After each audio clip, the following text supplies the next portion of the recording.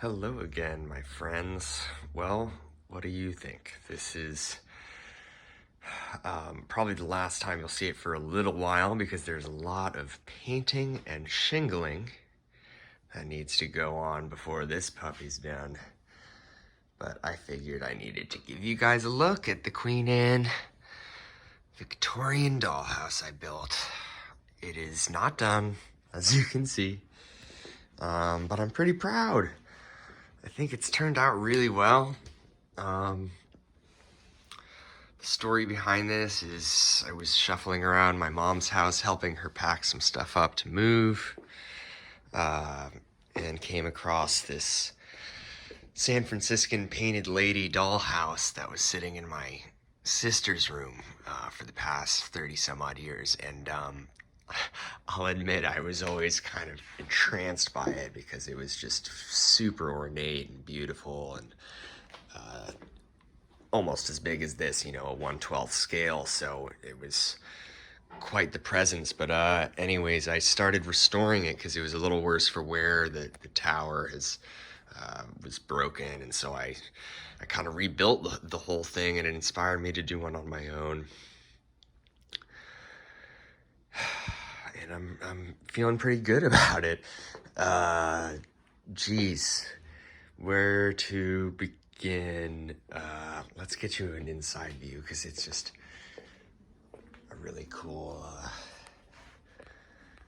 view to see the stained glass. Have the light pass through it. Now that light from the top may disappear because I'll probably shingle over, but the other light will continue to remain. And I bet putting this guy up against a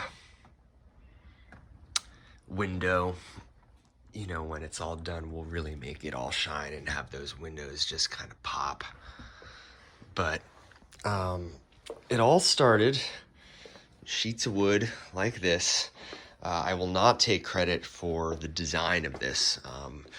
I am not an architect as talented as that, although I will take credit for, the assembly, I guess. But no, this was, came in sheets, just kind of laser cut in a box, actually, that was right in there, kind of a hefty box of pine wood. But the rest is up to you.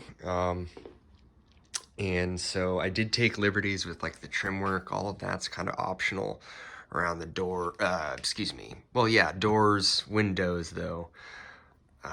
And so I've definitely had some fun making it a little bit fancier, but I do not take credit for Dura Craft's awesome design. They are a company that ceased to exist, I believe, 34 years ago, about the time when my sister got that house, probably. Actually, I should say that's kind of how I stumbled upon this one, is I did a little research and found it was a Dura Craft that was sitting in my sister's room, and so I was like, wow, are there any of those left out there? And just went on eBay. Lo and behold, there are a few. A lot of patience, guys. This is about I would say I'm pushing close to 40 hours on this. But I will say you can't, you really got to spread it out across about 4 or 5 days to let glue set. And as you can see, I'm still leaving a lot of tape on as a precaution right now, just so that a lot of glue sets. Wood is not perfect. Nothing is perfect. And so there's going to be little warps, like you can see, the kind of concavity there. And so you've got to fight either gravity or a warp in a wood that's going to make something not fit exactly right. But it's kind of this balance between, do you want to glue something in place and hold it that is ultimately going to be putting stress on itself, or do you want to just deal with the natural warps of the wood and try to accommodate and sand and file around to just make sense of it? So there's a lot of like tiny little details that I've decided to do. It may not look like a lot, but still to come, a porch railing there, balcony railing, I should say. I like the lattice work down there. I'm kind of working on these railings. There's about a mazillion of these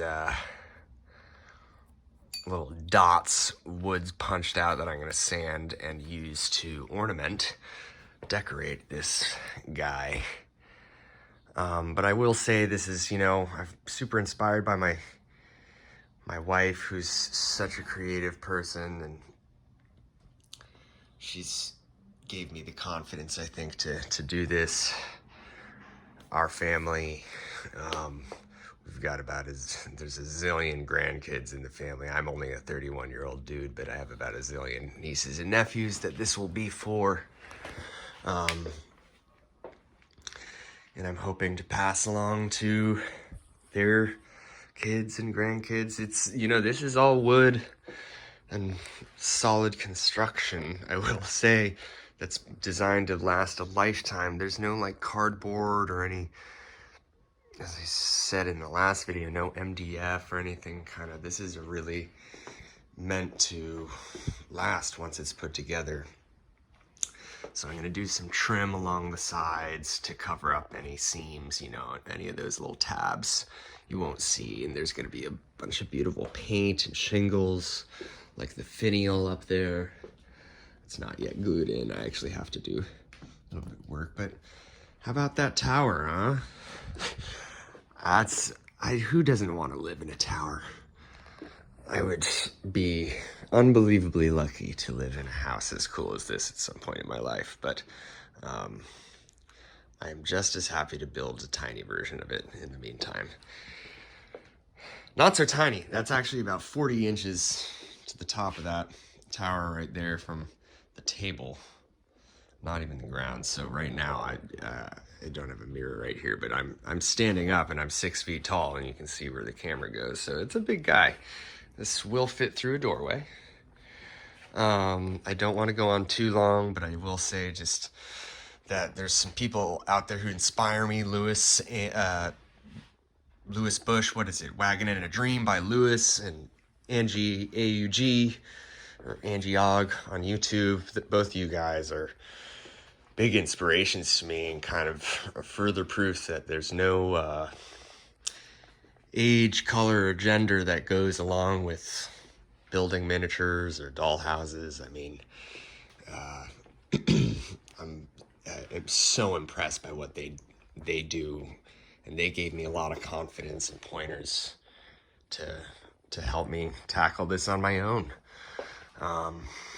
Really, and in such a hilarious way. They both have a real sense of humor, as well as a really great way of displaying their work and showing what they've done. I am not so good at that. I just kind of walk around with the camera, but let me know what you think, guys. And again, next time you see it, I'm hoping it's going to be all painted up and finished. What up, Soba? Hey, baby.